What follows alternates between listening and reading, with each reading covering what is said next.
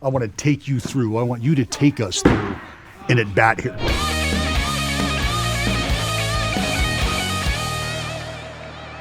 .103 gets Corey Seager striking out. Early April against the Texas Rangers, and it's Corey Seager. Just kind of take us through what we're seeing here. First pitch. Hi. First pitch, you get him taking a pitch. That's always a win.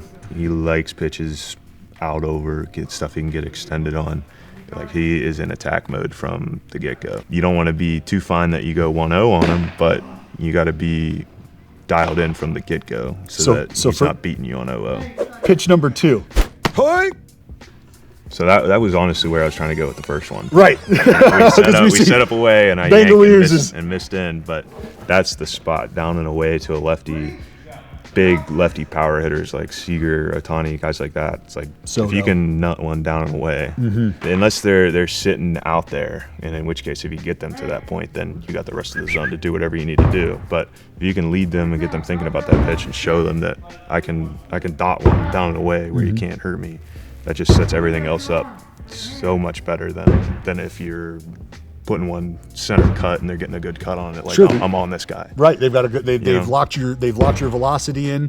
They've got a good feel for where they can attack you, as opposed to it being 17 inches over there or on their belly button. Yep. So now we're sitting at 0-2 and he hasn't swung yet. 0-2 hasn't swung yet. He's seen 102 on both sides of the plate. So then you run 102 up and away on the hands. And from there, 103 inside. Hi. After the fastball's up and away, what did you notice? What did you take away? What did you log in your brain that said the next one's 103 and it's going to be right in his rib cage? Honestly, wasn't even thinking in. I was just thinking up. I've shown him two down, and he hasn't swung. So now he's down 0-2. Anything close, he's hacking. And if I want a guy taking a swing at one, I want my heater to be up. Yeah. If I go down, I'm going down for a take. If I'm going up, it's for a swing. So kind of hard to gauge sometimes if a guy's going to be hacking or not. A guy like Seager, you would think he's hacking anything in the zone. Numbers tell you it's coming. So I think he's over 50% first pitch swing. But if I'm going up for a miss, I'm looking at the top shelf, so I yanked that one in, which is fine. I'm focusing on the level of the pitch. Sure. So in, out. You run it up and away, you're probably not going to get hurt out there too much either, but up and in is just going to tie a guy up too. No doubt. I want to take you through another at-bat here, and this is the Marcus Semien at-bat. First pitch, take us through.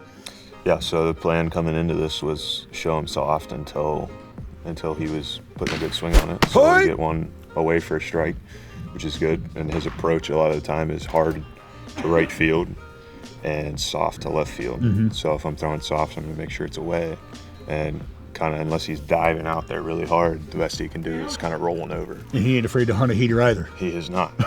Damage on the heaters, so we gotta be careful to some guys. That's for sure. it. Well, we're 0-1. We've dotted 87-mile-an-hour slider down and away to Marcus Semien for strike one. 0-1, we're looking just a little further. Got that one down, too. That's a perfect tunnel. It's a strike for 52 feet. Yes. And by the time it's to that last 8 feet, they've already made up their mind they're swinging. I'm glad you referenced tunneling, because the ability to repeat mechanically is so important. That's what adds a layer of deception, is the ability to show the same pitch or multiple pitches out of the same spot but end up in a different location. Can you see Semien now 0-2? He's taking the first one. He's not even close on the second one. Yeah. What's your thought? We're sticking to the plan that until he shows me that he's going to put a good swing on the slider or he's going to spit on a good one, we're going to keep going back to it. So now we're up 0-2. You got a couple pitches to play with. You want to just get it further out. I mean, that's unfair. About 2.5, maybe 3 inches farther out, maybe 1.5 inches further down. Yep. That is exceptional feel. I mean, guys would struggle to walk up and hand the ball in those two places to the catcher back-to-back. And here you are at 88 miles an hour with depth and H-brake, just absolutely wiping guys out. Yeah, and if you want to zoom out even further, we just watched the Seager batch, which was after this. And this is after I went slider out of the bullpen. And you get a guy like Seager that's usually ready to hack, and he just saw 3 straight sliders, so he's like, well, maybe I'll see one. So maybe that's where we come into him taking one. When somebody steps up to the plate by the name of Juan Soto, what's the thought process in your mind? Because now this is alpha. And there's only one of us that's going to walk away from this. For Soto, little bit more patient approach. You know, he's still looking to do damage, but Incredible discipline. But he is incredibly disciplined. So we start him off here, backdoor. Not even like a dotted backdoor slider, just a slider that starts out, he sees it, it's 0-0. What I take away from this is the instant snap of the head out to you. Well, this was after 2 days previously. I think he saw strictly heaters. So then it's you saw you undress his boy Judge too. Here comes this one instead. You know, I mean, I went heater heavy the first time I saw him, and then, you know, seeing a team twice in 3 or 4 days, you almost kind of change your approach a little bit. Second pitch. Then we get back to the moneymaker, and we just get that heater up and then tie him up. You know, I mean, I think largely it's, you know, he hasn't got to the heater, so he sees heater and he's like foot down and get the barrel going. Sure. Whereas in another at bat against somebody throwing maybe 95, that's probably a pitch that he spits on and shuffles at It's, you. You know, it's cute. like, 95. It's like it was a good pitch, but you know, I saw that the whole way. Yeah. And this is like, he sees it out of the hand. He's like, I gotta go. Well, I don't know if he saw much. He probably heard it coming out of the hand. It's 101 under the hands, Mace. Yeah. So we're sitting 0-2. You've painted slider down and away first pitch for a take. 101 up and in. You get action. Where's your mind at? Well, I think I could go to the slider again, but at the same time, he hasn't showed me he can get to the heater yet. So I'm going to continue to go to that place that he hasn't been able to get to, which is up. Oof. I'm not looking in, out. It's like, just get it up. You know, if I set up, middle up, chances are I'm going to miss one way or the other. But if I can control the level of the pitch, I'm not going to miss down in the heart of the plate, and I don't want to throw an uncompetitive pitch at his eyes. If I can just focus on nailing that top rail, Top shelf. that's what you got to do. So that one I actually got pretty center, just up. Sure.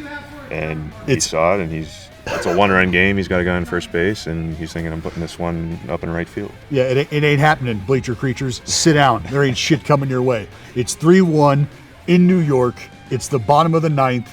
You've got a guy on first base, Juan Soto's sitting 0-2, and you just blow 102 all the way by him. He has no chance. I remember watching this, and I remember telling our producer in his ear, give me the replay, stick it on Soto. And Soto gave us gold. What are you thinking at the end of this at bat after 102 doors and you see Juan Soto, he of the $700+ million contract, in frustration, slam the bat down knowing he had no chance at all? That's what you live for. You know? That's what you crave as a pitcher. Is not only did I beat you, but I got it to the point where you're so frustrated that you're going to show everybody in the stadium, you know, how much that bothered you. You want that to be out number 3, game over, Shea's coming out, you know, we're getting high fives going. But that's it. Yeah, I mean, after the game, that's when you watch back. And I did that, you know. Yeah, you sure did that. That's we're gonna hope for a lot more of that, you know.